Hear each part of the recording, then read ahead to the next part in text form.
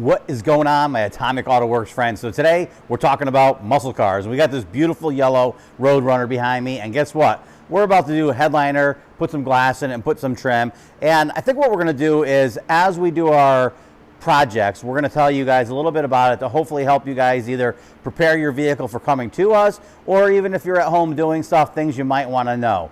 So one of the big questions we always get is, when we're doing a headliner, or you're bringing us a headliner, what's the best way to do it? Everybody always talks price. Well, if you're looking for the best price, do the least amount of work yourself on it before you bring it to the shop, because little things like pulling the bows out and putting the headliner, because, well, let me step back. On these cars, they have metal bows that hold the headliner up in place.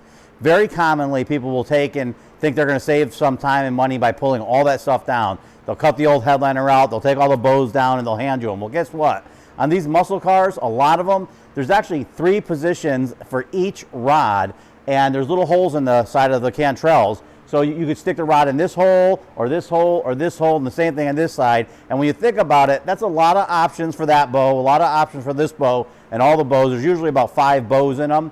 And one other thing is, aside from putting them in the wrong holes, if they're in the wrong location, now we have to go through and take that time to figure out what location they are. And if you put them in the wrong location and you pull that headliner tight, a lot of times the headliner will just fall down like an accordion. So it's very important that you put them back in where they go.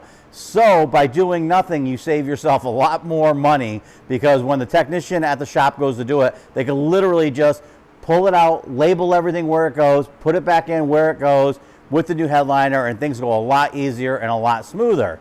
So hopefully that helps you out with bringing your car in to get a headliner done on like one of your muscle cars. And it helps us out, because when we get the car here, we can just go and do what we do and what we know how to do. So hopefully these videos will help out, because what I'm trying to do is save you some time, save you some money, get your cars prepared for whatever shop you're bringing it to. Hopefully you're bringing it to us, and hope the video helped. Thanks.